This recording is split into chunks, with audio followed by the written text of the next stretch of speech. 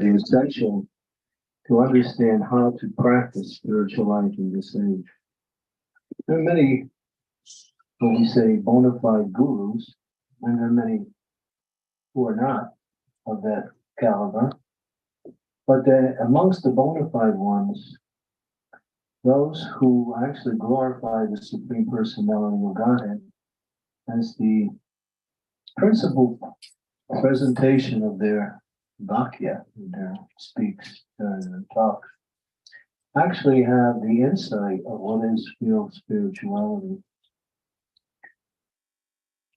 And Srila Prabhupada would like to speak about his growing up in Calcutta back in the early 1900s.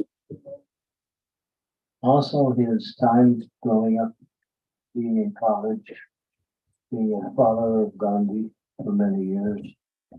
And then in 1922, meeting his spiritual master in Calcutta, which planted the seed of his mission. At that time, he's told him that you are a very intelligent young man. You should take this message of Lord Chaitanya all around the Western world. And Srila Prabhupada, when he heard that, he wasn't in a position to understand how to do that, although he was inspired by the instructions. And he thought, I'll do it in India.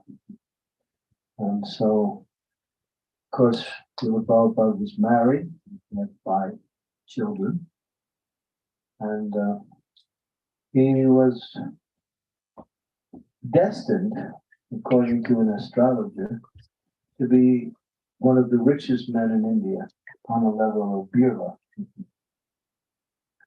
And he was moving in that direction. He had become a chief pharmacist in a pharmaceutical company, Jagadish Chandra Bose's pharmaceutical company. And Prabhupada was also getting some of invitations from some of the best chemical companies in India to take over the operation. They understood his qualities, Bengal Chemical, and many others. And Prabhupada was becoming more and more known for his activities in the pharmaceutical business. And he was also making his own medicines. So if you want to know about medicine, listen to Prabhupada. He was also expert in that area also, because that was his background. But he talks about himself in various ways, how he eventually left everything, joined his spiritual master's entourage. And although he wasn't active within the entourage, he was preaching on his own after his spiritual master left the planet in 1936. Was actually January 1st, 1937. Srila Bhakti Siddhanta Saraswati left the planet, and just a few weeks prior to that, he had met his spiritual master. And Bhakti Siddhanta re-emphasized what he told him in 1922. Take this mission to the Western world. The Prabhupada was thinking, I have to get some money, I have to get some notoriety before I can actually do that. So he made great efforts to preach in India, and fortunately he got a few opportunities. One place near Delhi called Jhansi. He opened up a kind of like an ashram there, and he started to talk about Krishna consciousness, and few people were coming to his meetings and others. And but after some time, he lost that building because the governor's wife in the area, she wanted that for a woman's sewing club. So she had the power because she was the wife of the governor. So she wanted that building, and Prabhupada had to give it up because under the pressure of the political area. So everything he tried to do in India, as far as preaching Krishna consciousness, really didn't flourish at all. It was only when he really finally understood that I have to go to the West. and this is the instructions of my spiritual master. And he came, he had nothing. He talks about it, he had 7 rupees. No, I'm sorry, 40 rupees. 40 rupees when he left India. And 40 rupees, I guess, in those days was maybe like $40. Rupee was much more valuable, then. And on an ocean liner, he crossed the ocean, took him 39 days. He had 2 heart attacks. And then he had a third one after being in America for about a year and a half in 1967. So he undergone great austerities in order to actually just reach the West, what to speak of the difficulties he had in teaching in the West. And he wasn't getting any encouragement from anyone. He would write to some of his godbrothers in India to give him some support. He said, we maybe can open a temple in New York City. But they only supported in words only. They said, yeah, very nice what you're doing, but they never gave any men no more money or anything. But Prabhupada was completely on his own. But he had one thing. He had faith in Krishna, and he had faith in the instructions of the spiritual master. And so he persevered. And, of course, eventually wound up in a very obscure place in New York City, which is known as the Bowery. It's a place where derelicts and various types of people who were outcasts in society were living. And there was also, at that time, what is called the hippie culture, which was quite prominent. In those days, there was a large movement to reject everything that was given to us by our parents, the whole lifestyle, all the values, and simply do your own thing. Do your own thing. And so there was this movement of what we call hippies. Someone asked Srila Prabhupada, what is a hippie? Prabhupada said, something very extraordinary. In other words, he couldn't give a definition. And one time he was asked the same question. He said, you know better than I. When people had no, what we say, what's the word?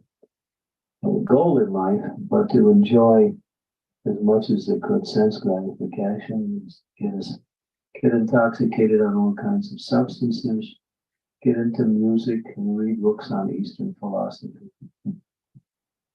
When that reading of the books of the Eastern philosophy was an asset, because when they met Prabhupada, they thought they had found someone who would really be a representative of what they were reading. And of course, he was. So I think it's a long history. But just to go back a little bit, Srila Prabhupada, when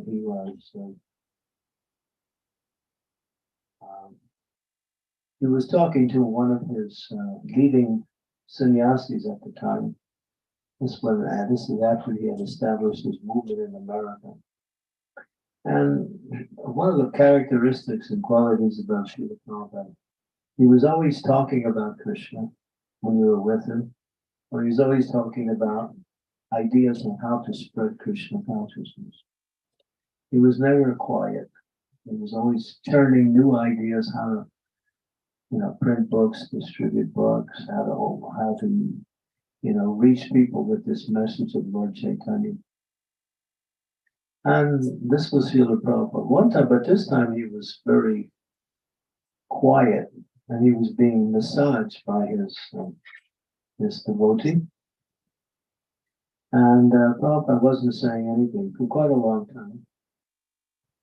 And then at one time, it was mystical, as is described by this devotee. I was there when he described it. We had a meeting many years ago in Bhakti Swami's room in Mayapur, where about 100 Prabhupada disciples came to speak about Srila Prabhupada. And this devotee was telling this experience he had with Prabhupada. It was quite mystical. And Prabhupada broke the silence after a long time. And he said, I was with Krishna in the spiritual world. And Krishna told me, come to the material world and preach. Yeah, Lord. And then I said to Krishna, material world? Horrible. Horrible. I didn't want to go. But then Krishna said to me, no, you go. You write some books and I'll protect you. So I came. So the way the story was transmitted was really, in the whole room just became filled with this energy when this devotee was talking about that. And this wasn't there before. Srila Prabhupada is called what is called a Nitya Siddha, a person who is an eternal associate of the spiritual world, who has no business in this world. But when Krishna wants to spread the mission, sometimes he empowers people in this world to do the work, and sometimes he sends others to do the work, or sometimes he comes himself. And this time, he asked this soul, who was an intimate associate of him, who we know in this world as Srila Prabhupada, to come and do this work. And Prabhupada was quite amazing. It's also mentioned in one Purana. It's called the Brahmanda Purana, that Krishna is speaking. These words are written. These are words of Krishna. Krishna is speaking. He said, in 5,000 years, there will come a personality who will appear in this world. He will be the mantra upasaka, the person who spreads the mantra everywhere. And he will take my name everywhere around the world. That was written more than 5,000 years ago. It was read at least then, even before that. So Prabhupada's appearance in the world was not something that was just happened. It was Krishna's plan to give the world this mercy of pure spirituality, Vaishnava culture in its best form. And you can see, because Srila Prabhupada proved to the world that it's not just for India. Nitya Siddha Krishna Prema Sarupa Bunai Shravanari Siddhi Chitte Koriya Udai. In the hearts of all living entities, pure love for Krishna is there. It's not something you bring from the outside. It's not something you create.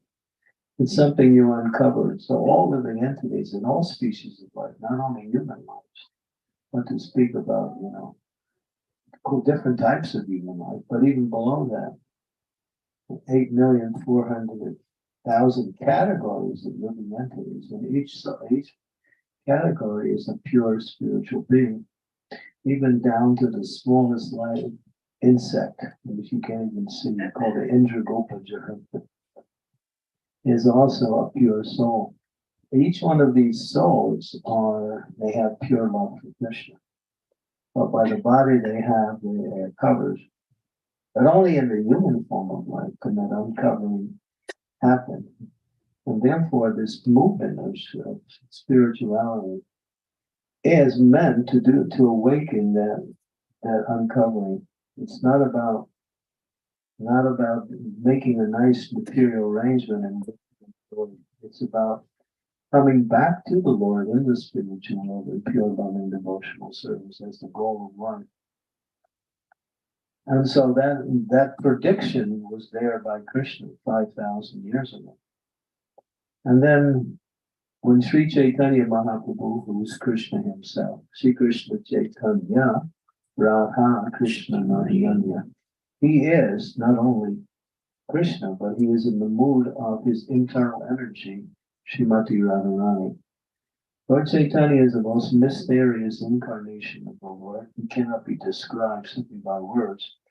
But he is God himself who plays the role of a devotee of God to teach from the position of the teacher, the student, how to worship the Supreme Personality of Godhead. And his example in life is what we say the epitome, or the best example on how to serve the Supreme Lord. Prabhupada would say, when the teacher takes the position of the student, he teaches the student from that position. That is the ideal teaching. That's Sri Chaitanya Mahaprabhu. And he lived it. You know, he also spoke it, but he also lived it. And so there is a dialogue between Sri Candramauli, the great saint, and Lord Chaitanya. And Lord Chaitanya is telling Candramauli, soon my mantra upasika, my Sanapati Bhakta will appear in this world, and he will bring Krishna consciousness everywhere. He will bring my message everywhere. So Sanapati means general, the best of all bhaktas. And that again refers to Srila Prabhupada, who was destined to come to do this work. A third prediction was given by Srila Bhakti Vinod Thakur, one of the great acharyas in the Vaishnava culture. And he also said soon, this was in the early 1900s, a great personality will appear in this world and take Lord Chaitanya's message all around the world. So Srila Prabhupada is not just some great saint who somehow really got lucky and somehow opened up so many temples. He is actually a manifestation of the Lord's mercy coming in this world at a very critical time in the history of humankind, when people are moving away from spirituality towards materialism. And this moving away has really developed within the last 300 years.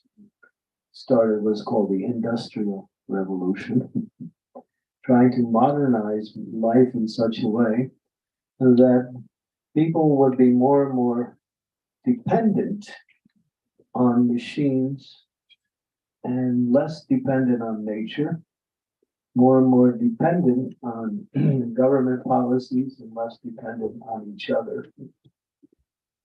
And over these last 250, 300 years, the world has come into a critical crisis, and we can see that even today now.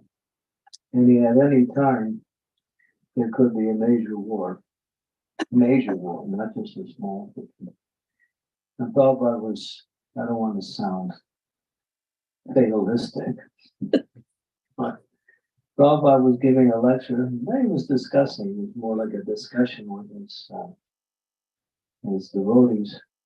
And Prabhupada was talking about how people have lost their human qualities and their behavior is more like animals. And then they were discussing the point even farther. You know, one person said, well, what about a terrorist? Well, I said, a bigger animal. Then they started to get into discussing about weaponry in the world. And they started asking Prabhupada about the nuclear weapon. And one devotee was saying, well, they have the nuclear weapons nowadays, but many countries have it. So each country is afraid of the other country, so they won't use it. It's called the balance of fear, right? Because if I have the big weapon and you have the big weapon, if I use it, you smash me and I smash you, and then nobody wins. That was the logic. But Prabhupada shot that whole logic down. He said if they create it, they will use it. With the fact that they create it, it will be used in due course of time. Just like in World War II, they used the atomic bomb. The war was over, but they had to use it anyway. They dropped it on Nagasaki and Hiroshima and killed hundreds of thousands of people in Japan, although Japan had already surrendered. So when they have these bombs, they want to use them. They find different ways to think of how to use them. So Prabhupada came at a time when the world was in a very critical situation, not only warlike, but just how people's lifestyles have become more and more dysfunctional and away from nature. People used to live according to the seasons and more dependent on nature, more of a simple lifestyle, which was the history of the world for thousands and thousands of years. It's only these last 300 years that we now have to plug everything into the wall, push buttons. We have cars that drive by themselves. So everything now is automation, and it's putting more and more people out of employment, and people are looking for other ways. So it's somewhat of a separation between God, man, and nature, all because of this highly technological industrial society we're living in. So Prabhupada came at that time to bring everything back. That was Krishna's right. Because people would ask, well, why did you come when you came? Or why didn't you come early? They asked him. Prabhupada said, you weren't ready for me then. And he came at a time when people were actually questioning the values of Western culture and the whole lifestyle along with it. And Prabhupada presented not only spirituality, but a lifestyle which was conducive to practicing spirituality and living according to what we say God's arrangement for nature and for man. So Srila Prabhupada was an interesting person. Those who had association with him will never forget that association, even if it was for a moment. Prabhupada was asked one time, he said, someone asked him, Lord Chaitanya Mahaprabhu, he took Krishna consciousness and he spread it all over the Indian subcontinent. When Mahaprabhu was there, when he was in Jagannath Puri, when at the age of 24, after he had taken the sannyas order, he went on an excursion and he went down the eastern side of India, all the way down to Cape Comorin, came back up the western side, and when he got to Mumbai, he crossed over and went back towards Jagannath Puri. It took him 6 full years. And when he was traveling, he was spreading the Hare Krishna mantra everywhere.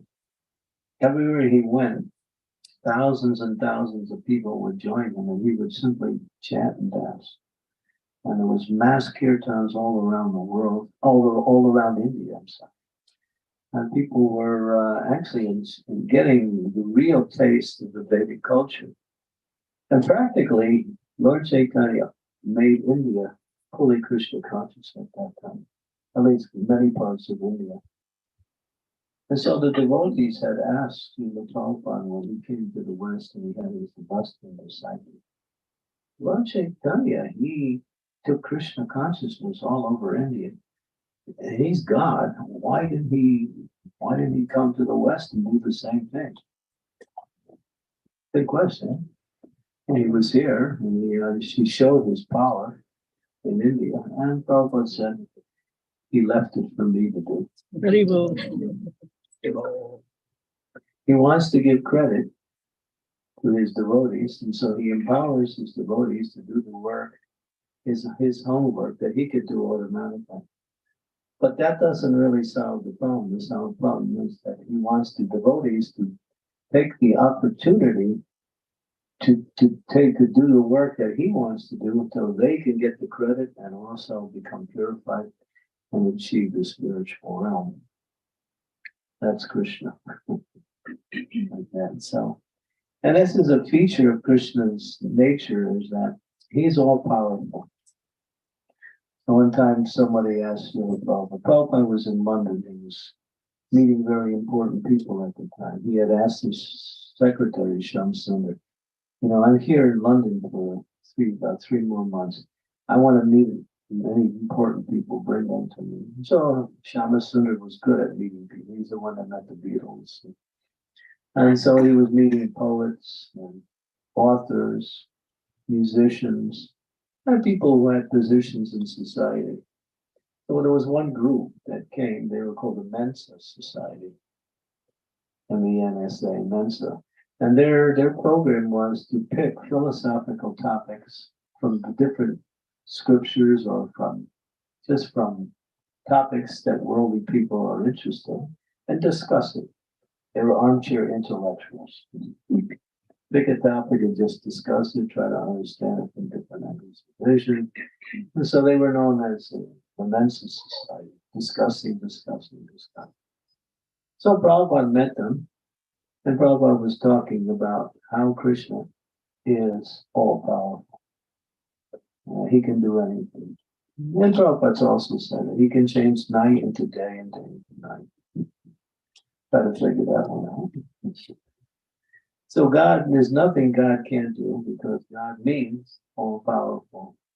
And it's inconceivable by our position how the Lord can do everything, but that's what it means to be the Supreme One. He is omnipotent. There's nothing he can't do. So a question came from the Mensa Society. Swami Ji, can God create a rock he can't lift? Think about that one. Can God create a rock he can't lift? So if you say yes, you minimize his lifting power. And if you say no, you destroy his creative power. Trick question. So don't try to trick the spiritual master. So Prabhupada said, yes, he can create a rock he can't lift, and then he'll lift it. So, of course, the question was meant to stump Prabhupada, but he was explaining that, yeah, ultimately, Krishna is so powerful he can do anything.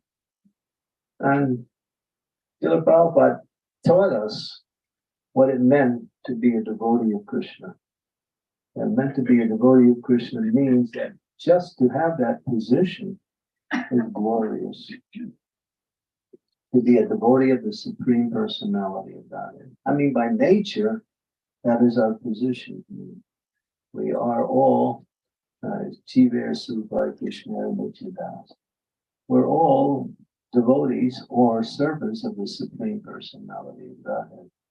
But to be actively engaged in that occupation of what we say, serving the Lord, is a rare opportunity. And it's rarely done. Very few people take up Krishna consciousness. Taking up Krishna consciousness means to make Krishna the number one aspect of your life. In other words, Krishna Mata, Krishna Pita, Krishna Dana. Krishna, everything I need, everything I want, everything I have, either belongs to him or I depend on him. And everything. That way one lives simply under the care of the Supreme Lord. And one serves the Lord in that need. And that's what Srila Prabhupada and the Vaishnava Acharyas are teaching us, that Krishna is everything. Krishna is everything. And coming to that consciousness means actually, or it means that one has understood everything. That Krishna is everything. For most of us, we kind of divide our life. There's some time for Krishna, but there's some time for me. And that is acceptable to the point that whatever we do outside of our worship of the Supreme Lord also is, it should be done in connection to the Supreme Lord. As Krishna says in the Bhagavad Gita, Yat karosi yadanasi yat jahosi dadasi yat tapasi takunti yat tatkurusham bharatana. All that you do, all that you eat, all that you offer, all sacrifices you perform, everything should be done as an offering to me. Because when we understand the reality of existence, we understand everything, as Krishna says in the Bhagavad Gita, Bhumir apanalobhaya kamana buddhi evacha ahankar iti ame Bina Prakriti Astada, earth, water, fire, air, ether, mind, intelligence, and form Vida. They're all my material energies. And combined together, they make up the material energy and in different proportions. So actually, Krishna creates the foundation by which everything exists in the material world. So ultimately, the creator is the owner. And he's most, in this case, both the owner and the supplier. But he allows us to take what we need in order to live in this material world, but to understand that ultimately it belongs to him and to use it, just like in a family.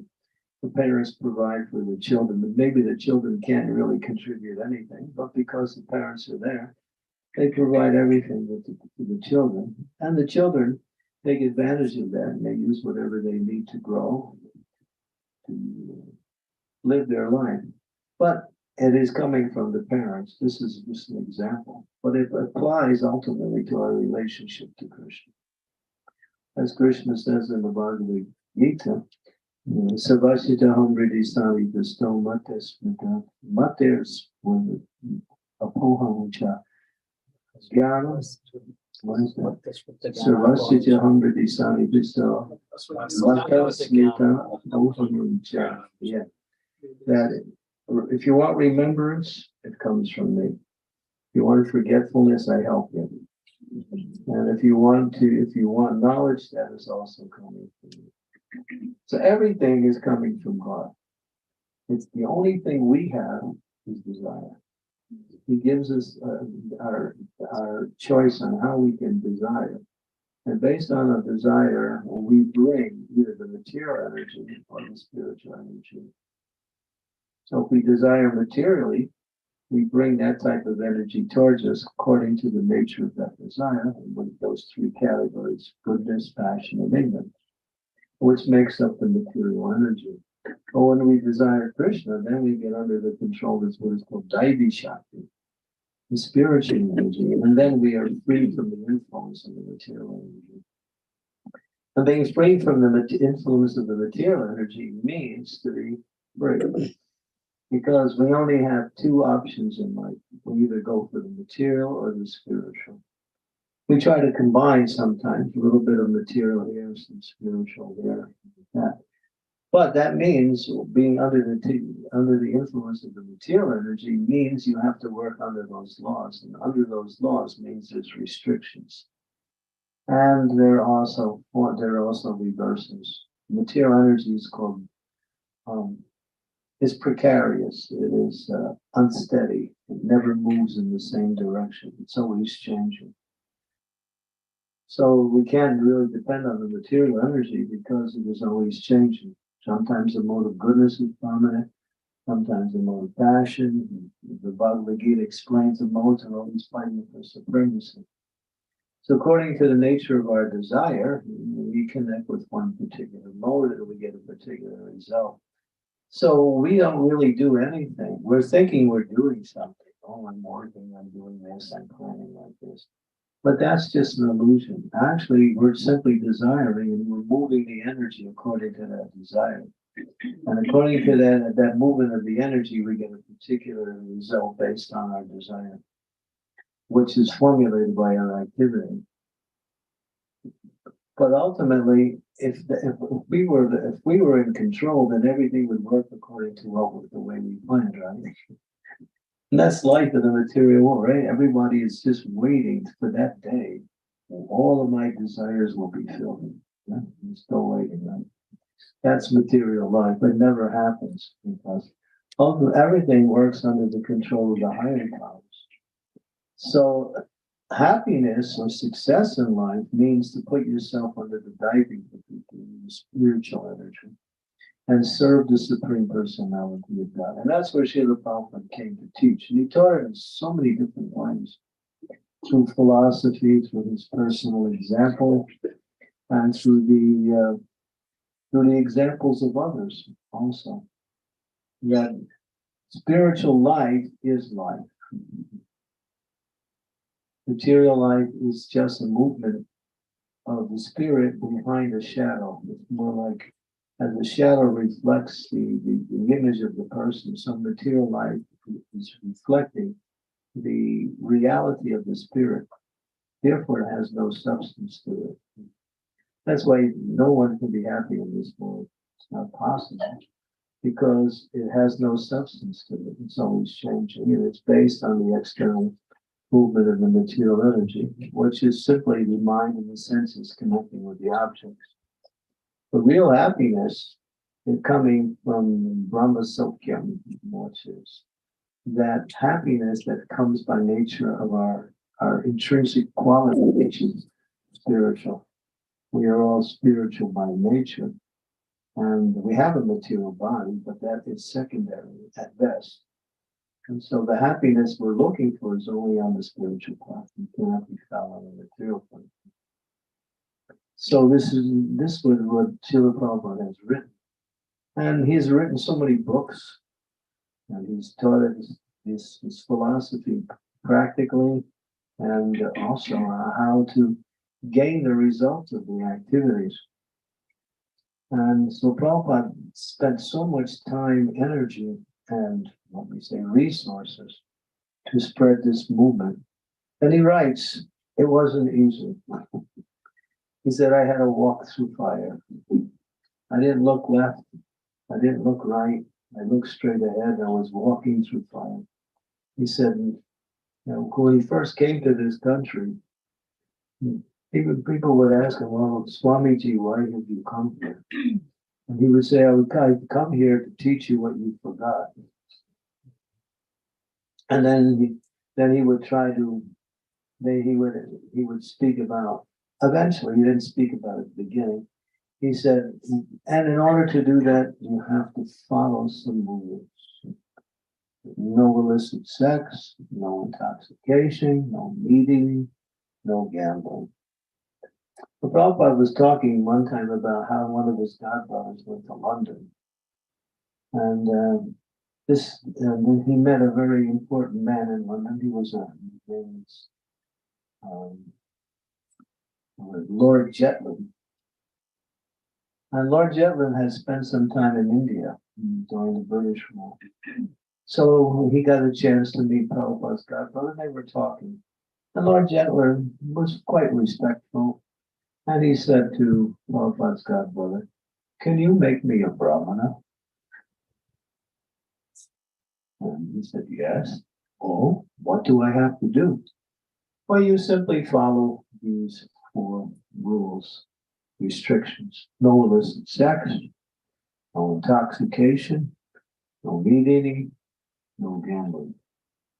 And Lord Jetland responded, impossible. This is our life. But Prabhupada said, when I came to the West, I was trying to give something impossible. Well, let me try anyway.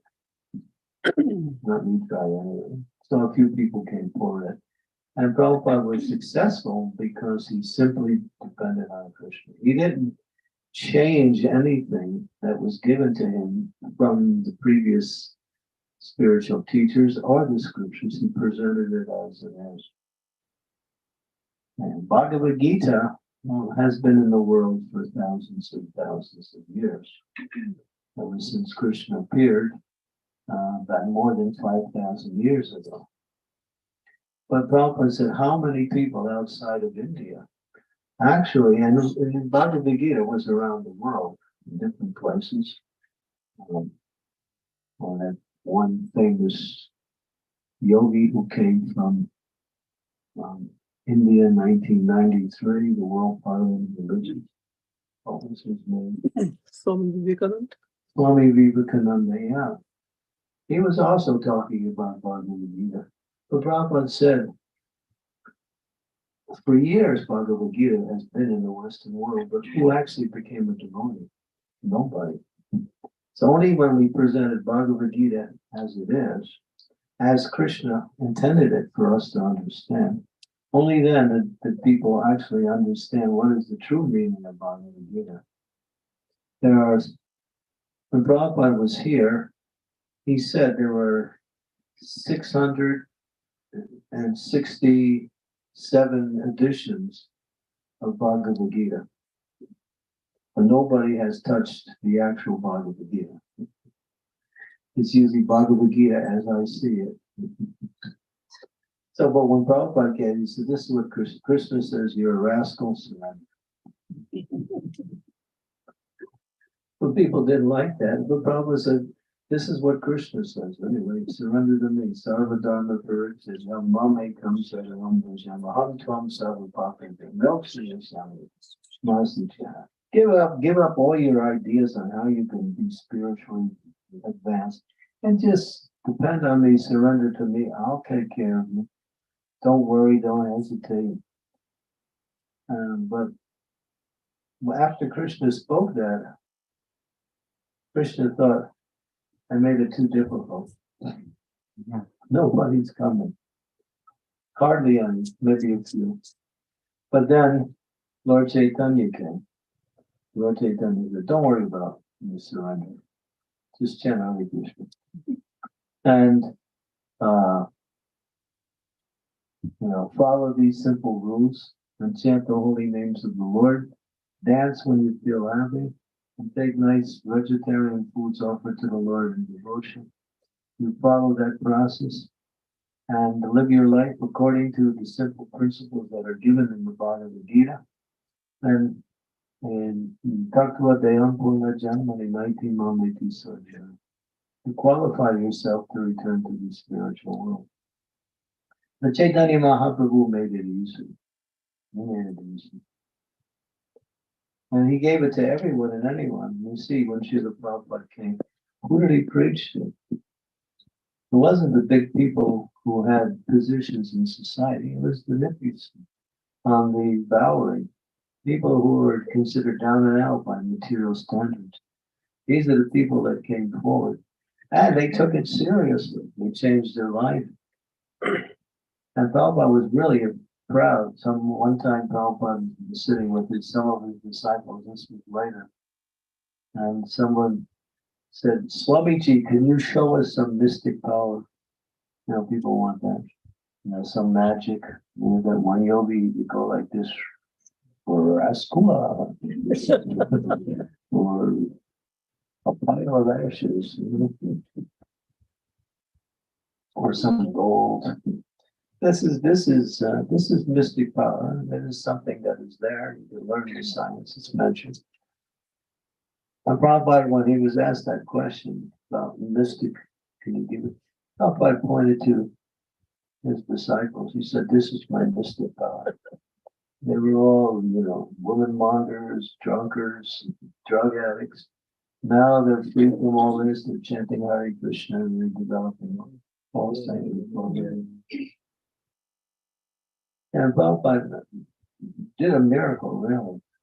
And when Prabhupada came to the West, his godbrothers criticized him.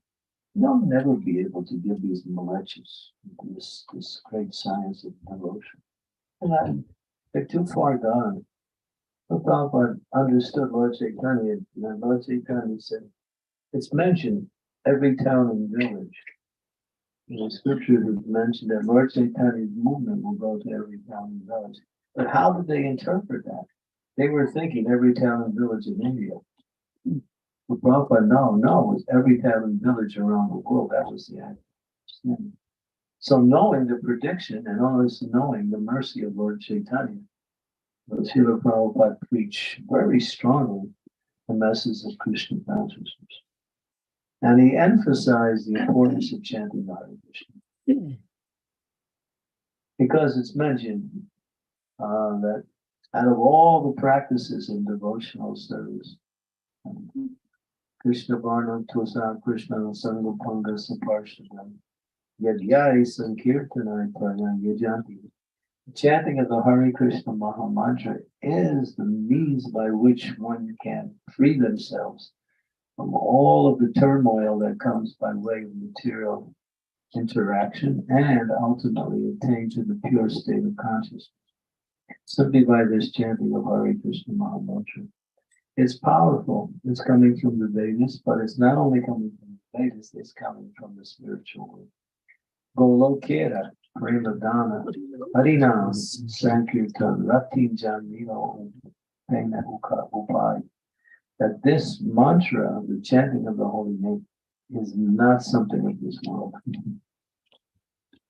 It's coming from the spiritual world directly into the heart of the great devotees, and then they take it and spread it and give it to all of us.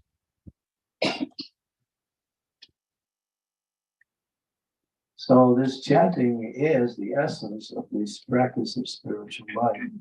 And Srila Prabhupada spread it all around the world. There was one dialogue between Srila Prabhupada's godbrother, Krishnadas Babaji, but he was chanting all the time. He would carry a madanga with him. If he wasn't chanting japa, he would be all the time. He was constantly chanting the Hare Krishna mantra. So he became really close to Srila Prabhupada. Prabhupada loved him a lot. So one time he was talking to another godbrother who also came to the West, and he said to that godbrother, you know, Swamiji, Bhakti Vedanta, he went to the West. And you went to the West. And he's also a good scholar of the Vedas. And you know the Vedas quite well. You failed and he succeeded. Why? It's a rhetorical statement, kind of a challenging. And this godbrother didn't have an answer. But then Krishnadas Babaji Maharaj gave the answer. Because Bhakti Vedanta had full faith in the Holy Name. That was the success. That was the success.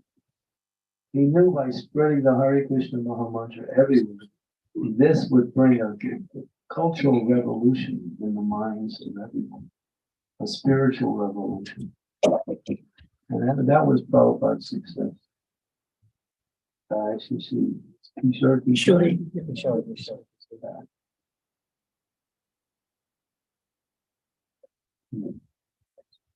And so this is what Prabhupada came to give us, the activities of the spiritual world.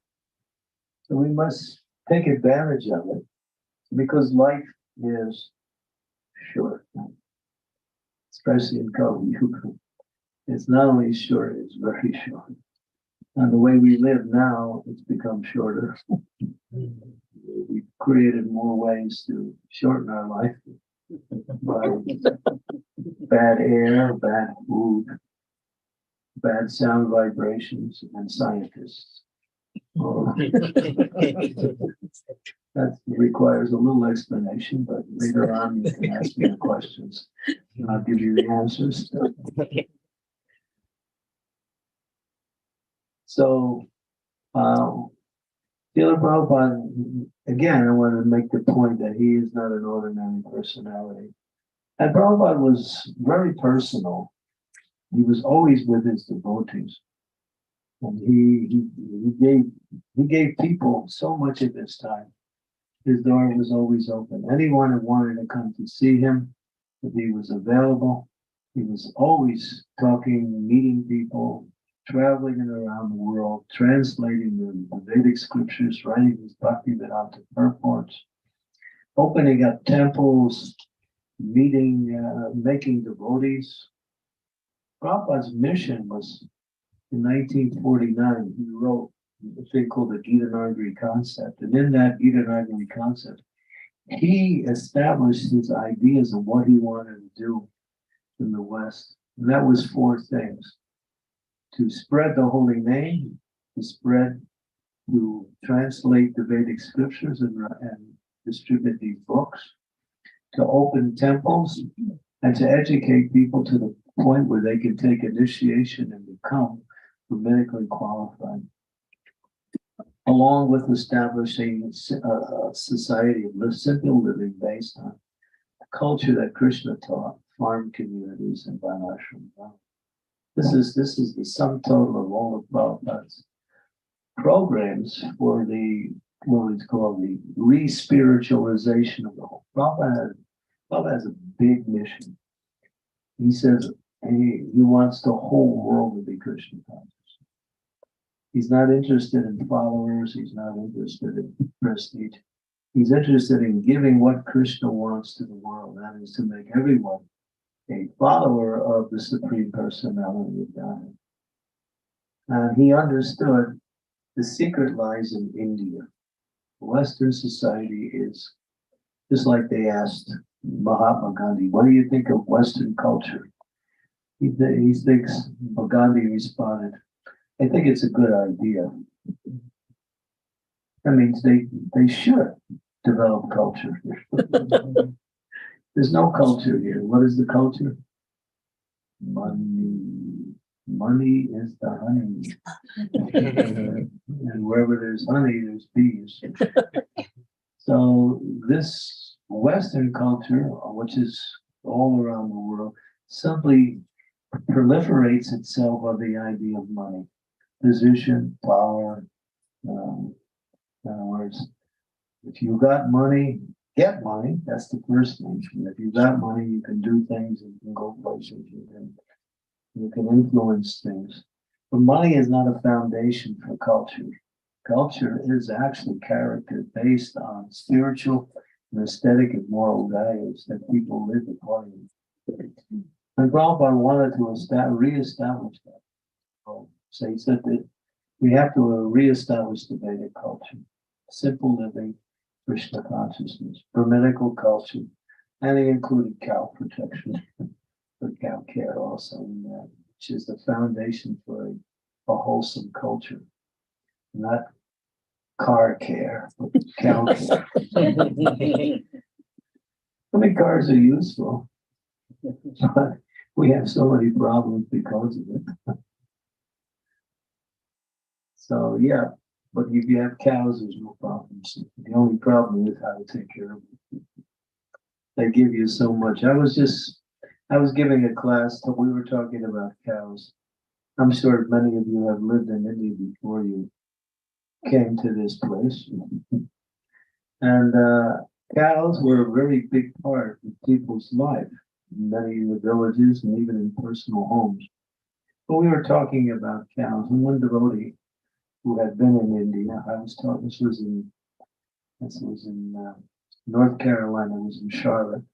And I was talking about the benefits of cows. And he said, Maharaj, you know what's interesting?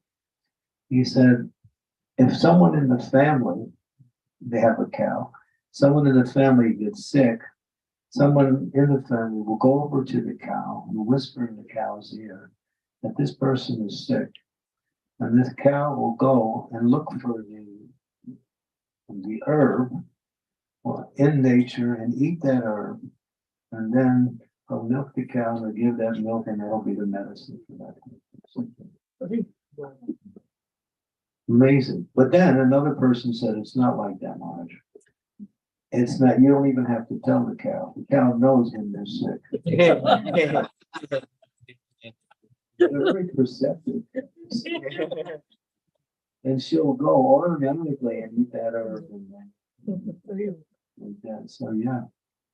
So we have given up this more or less natural lifestyle for a lifestyle of a lot of turmoil.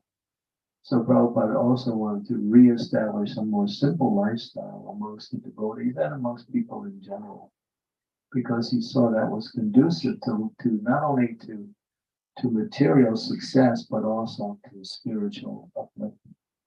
Simple living, God consciousness, Brahminical culture, worship of the Supreme Personality of God, like that. So Prabhupada, if you read Prabhupada's books, we should, and hear from Srila Prabhupada, he covered every subject matter under the sun. Everything, any aspect of life you want to know about, you can find it in Prabhupada's teachings, his words, his books, or in his conversations with the devotees who cover it. Because he came to make a change in the whole scheme of people's life and bring people back to a more natural lifestyle, which is based on keeping Krishna in the center. Because Krishna is the center. You can't push him out of the center. If you push him out of the center, you push yourself out. Because he is the center. There's no, but this is what we live. We live in this idea that God is useful if he can help us in our material life. Otherwise, this is only But that's not the position of the Supreme Lord. He is the worshipful object of all living beings because we have an eternal loving relationship with him that can never be lost. It can only be forgotten. And keeping that foremost means to keep one's own success in life foremost. Our success in life is our relationship with Krishna. And that's what Srila Prabhupada was teaching. So these are a few things that we can learn. And Prabhupada was, the way he did things, how he also cared for his devotees. When his devotees got sick, Prabhupada would even prescribe medicine for his devotees. He would take time and see the devotees, give them, because Prabhupada knew medicine. One time when Prabhupada was in Mayapur, it was Guru Puja, and all the devotees were chanting Kirtan.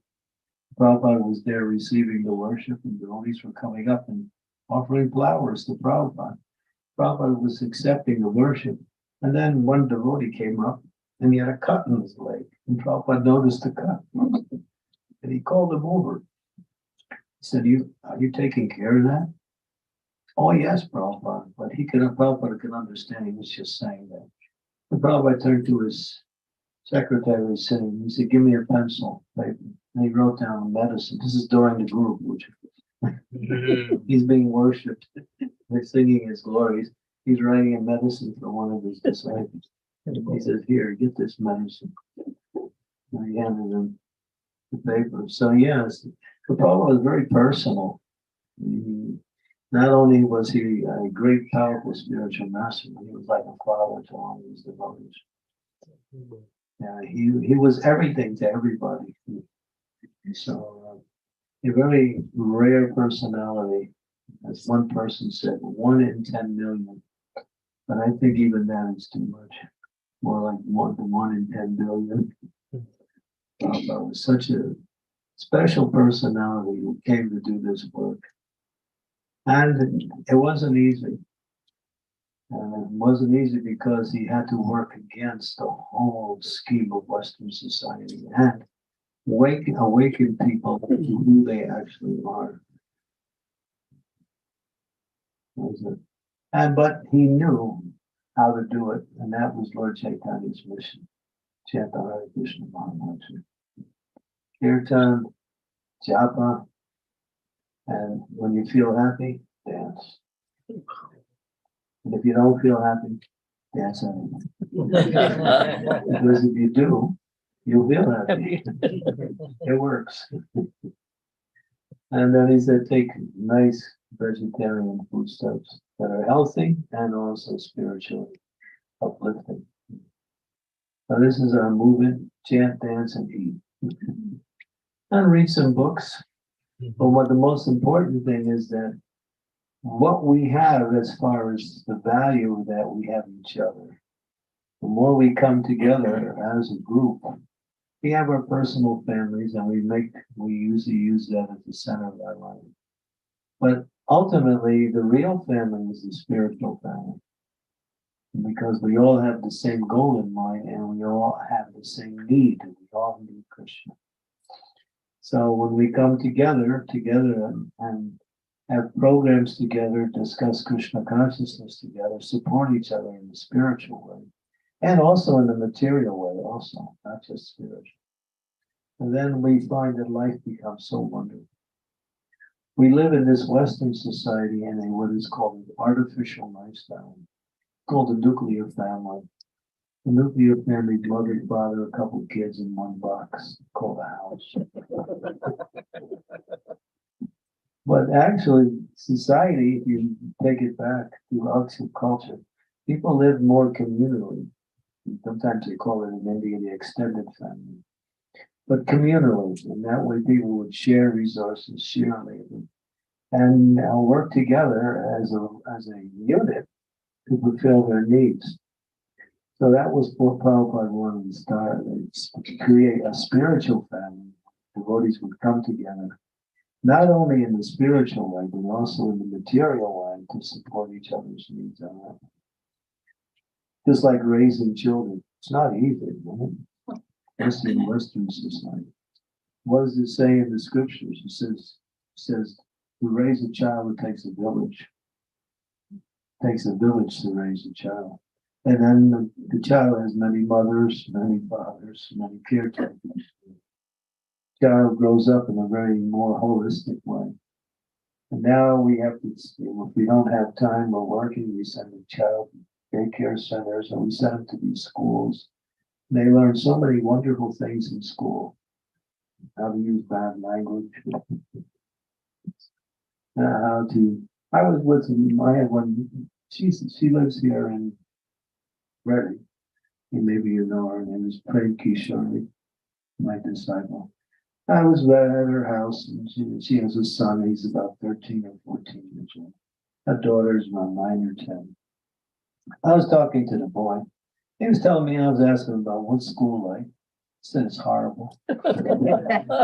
He said many of the kids, they come to school and they use bad language with the teachers and they always fight. And he said many times they go into the bathrooms and they steal the sinks and the toilets. They actually unscrew them and take them home. This is what he told me. I said, this is education. I couldn't believe it. He said, this is where, and around the world, these schools. Maybe some of you have some personal experience. But yeah, it's a soul-killing civilization. Kids don't get education. They just get knowledge of the stuff that they don't really need. Now, who cares about George Washington? What is that going to help you? He was not such a great personality anyway. He died of syphilis, venereal disease. So, what we learn in school is useless. Real education is Brahma. What is it called? Brahma Sokya. No, that's Brahma.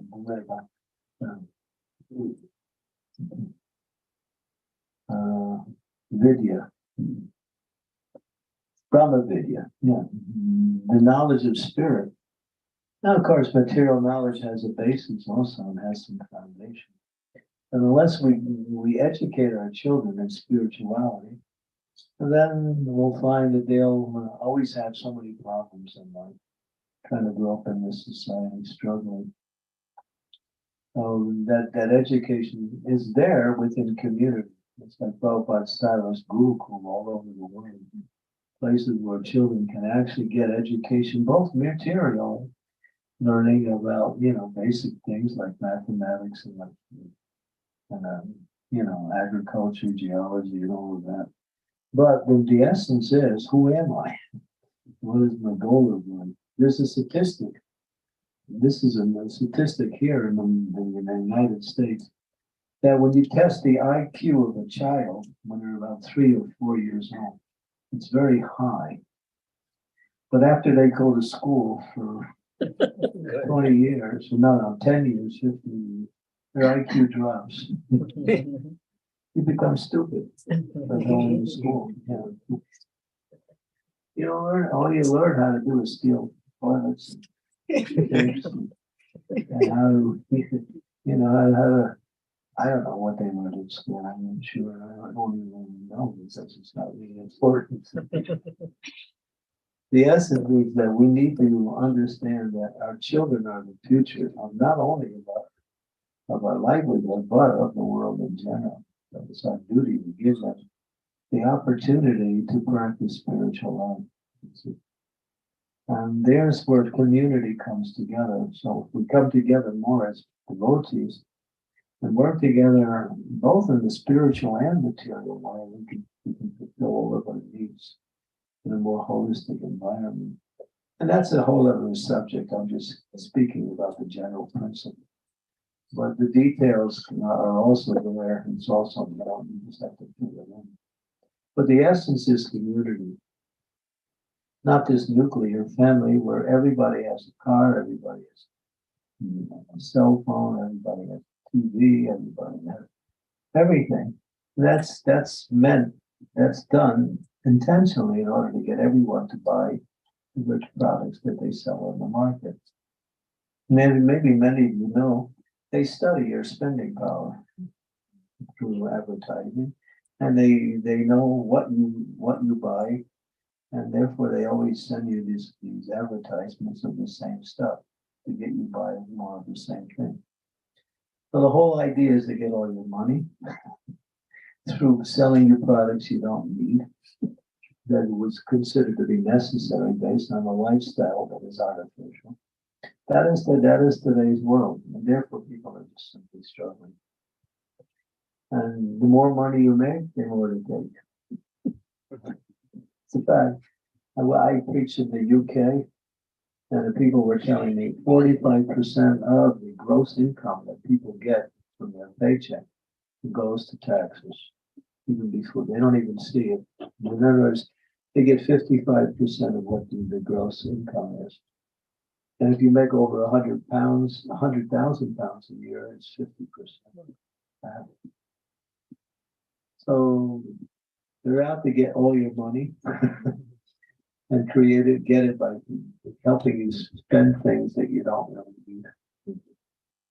So a more communal type lifestyle allows us to share resources and share labor and share the abilities that we have. A community of doctors, a community of people who have different abilities that can be shared within the community, and everyone can help each other. And that's devotional service. That's devotion. So that's a big plan. But ultimately, it's the plan that is required in order for people to continue in this Western civilization, because things are getting difficult. But that was Srila Prabhupada's plan. And he said in 1973, he said, this is on record, and he said in 50 years, this whole Western civilization will collapse. So 50 years is 2023. There's collapsing right now. That's what he said. Yeah, it's on record. You can listen to it. You have to find that video. Actually, I have it. We published a book called Krishna's Way, Natural Living. I made it available to the devotees in Harrisburg when they're there. And then there's a QR code. And if you scan your phone on the QR code, you can hear Prabhupada speaking about that. And he talks about the basis of how to live in a more simple environment and depend on nature, depend on God. Everything is there. But this is a transition stage back to what is normal. It's not something that we have to recreate. It's something we have to go back to.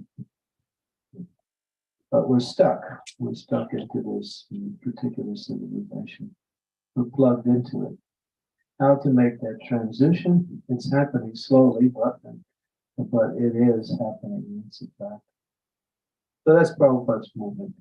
He said, I wanted to make a complete overhaul of the whole society, bring it back to Krishna's way, natural living, God consciousness.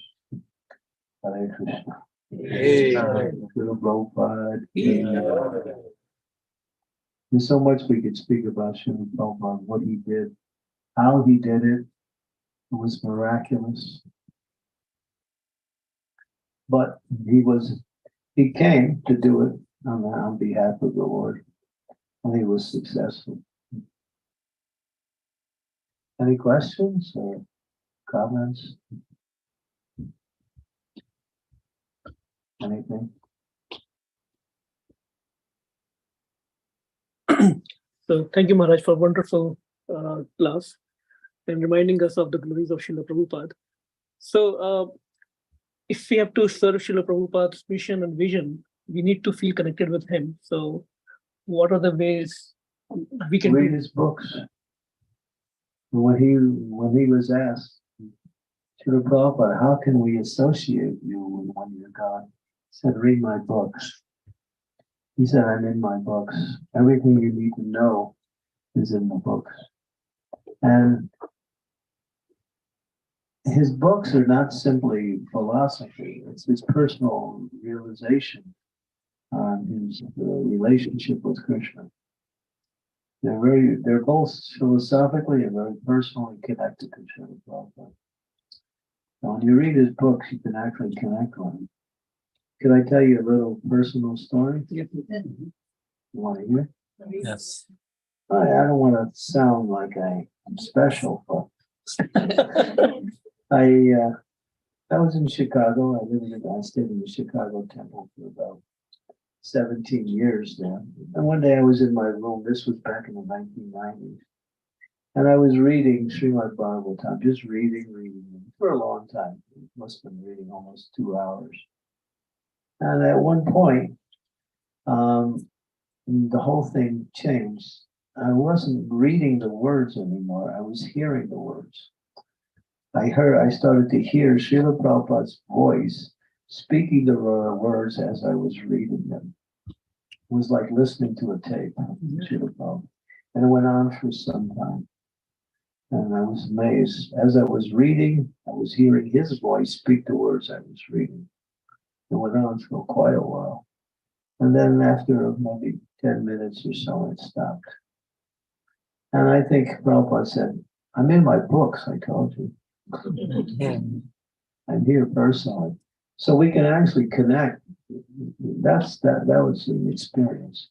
But we can actually connect with Srila Prabhupada because his connection is through what he gave us. His personal guidance and the knowledge of Krishna and devotional service. Everything is there. And you read the books, especially Srimad Bhagavatam and Bhagavad Gita, because Prabhupada said 4 books are the most important. Chaitanya Charitamrita, Srimad Bhagavatam, Bhakti Devotion, and Instruction, lecture of instruction. Bhagavad Gita, can I say? Yeah, Bhagavad Gita. These 4. Bhagavad Gita, Bhakti Devotion, Srimad Bhagavatam, Chaitanya Charitamrita. He said these 4 books have everything you need. And you can't exhaust them even in so much. So much knowledge is there. So yeah, if we take time to read these books, bring your family together, and you bring a few friends and sit together and read. And then discuss what you read. Try to understand deeper what is being said.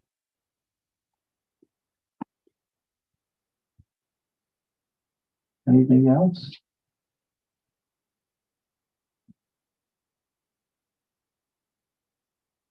Did I scare everybody?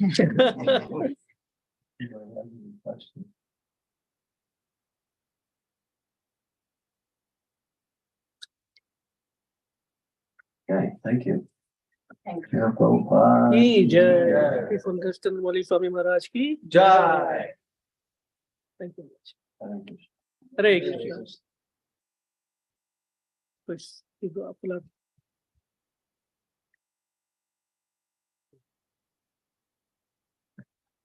Standing. Yeah. So we'll do Aarti and then of course Prashad. Let's go. Okay.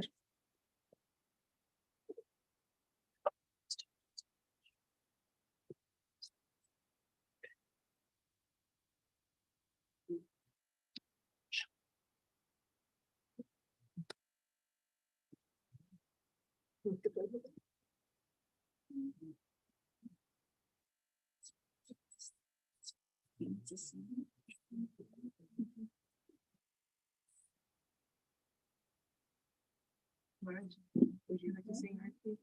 Aarti? Yes, ma'am. You sing very nicely. I think they would really appreciate it. I would.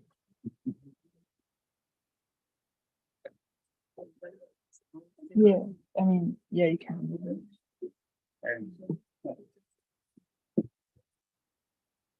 You can come into forward.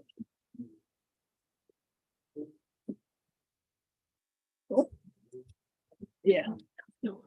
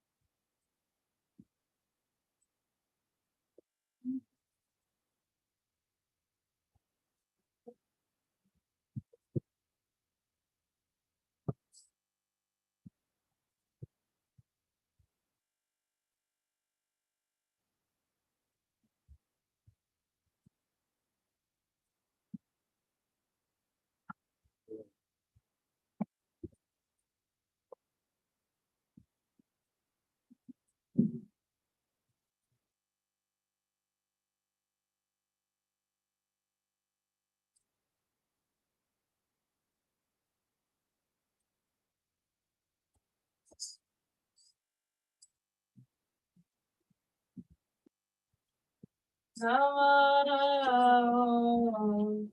Vishnu Padaya Krishna Prishaya Bhutale Srimate Bhakti Vedanta Swami Iti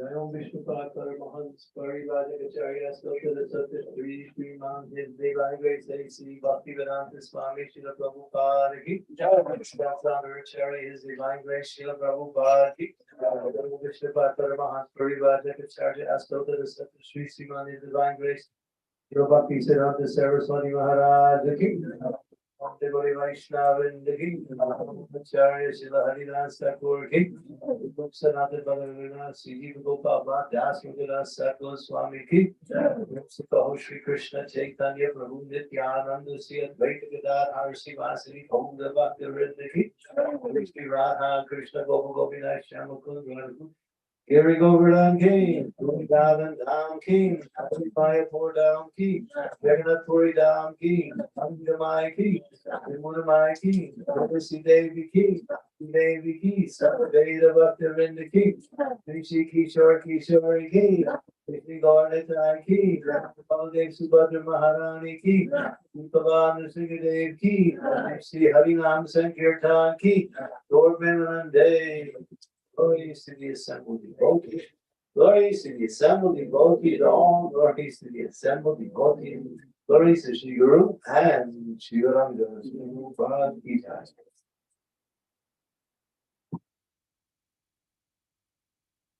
Namaste Narasri Namaste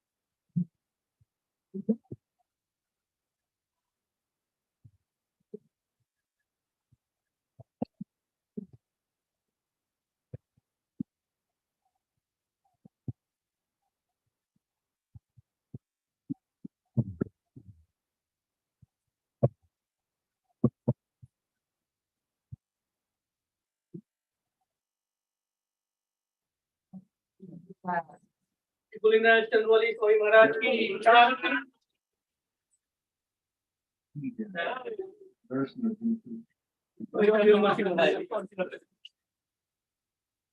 Because we are all here. All for Srila Prabhupada. We are here. This is like the spiritual world right now. Very Yes. 5 sets of worldly values. So Maharaj always talks about all the regret that he sees here. All the time he speaks about that. Nothing else. Descended from Very, So who's gonna make the next announcement? I can try much. So very quickly, thank you so much, Maharaj, again, and we look forward to your next visit. Soon. I'll be here tomorrow. Yes, so Maharaj is here tomorrow, and actually morning, Maharaj will be giving the class for ISKCON of Harrisburg. On the Zoom. Srimad Bhagavatam. Srimad Bhagavatam class, yes. at 8 a.m. in the morning.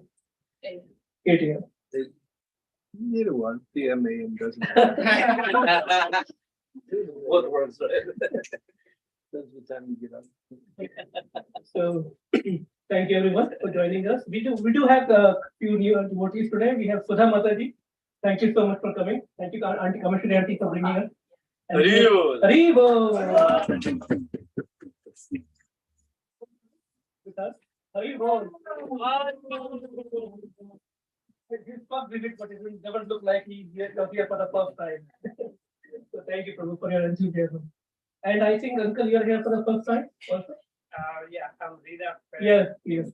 So Veera Mataji's father, they are serving very nicely in ISKCON Regency also. Hare Krishna. Thank you. Her mother is also here. Thank you. Haribo. Quick announcement. So we do have this Purushottam Mass is coming. I think it's starting on 17th July. It's a very nice handbook. This is only in Hindi right now. We are waiting for the English version, but anybody needs. Very, very important month. It comes once in 3 years. So, and you will find a lot of information. So just to focus on what exactly we can do practically, this handbook might be very, very useful. So feel free to pick one. The scriptures say that the month of Purushottam is 16 times more spiritually beneficial than Kartik. Haribo. Very rare month. Dear Krishna said, it comes actually every 27 months, and it's Krishna's month. It's Krishna's month. There's a beautiful story behind this, which is quite long, but it really illustrates how merciful Krishna is in giving mercy out in this particular month. So some of the things that we can follow in this month is read every day the 15th chapter of Bhagavad Gita, which is called Purushottam Yoga, and also the 10th canto, 14th chapter, prayers by Lord Brahma to Lord Krishna. And these two sections of the scriptures are actually recommended, especially the Purushottam Yoga from the 15th chapter. You can read the verses every day, and you actually will get connected to Krishna more and during this month. Very, very merciful month. All other holidays which suspended in this month, except for Kadasi, everything else. There's no other holidays in this month except for Kadasi. Take advantage, yeah, and learn more about it. You can look it up online and get a little greater insight into the mercy that you can receive in this month. Thank you, Maharaj. What chapter? 14. Brahma's prayer. 14. 10, 14. So quite a long chapter.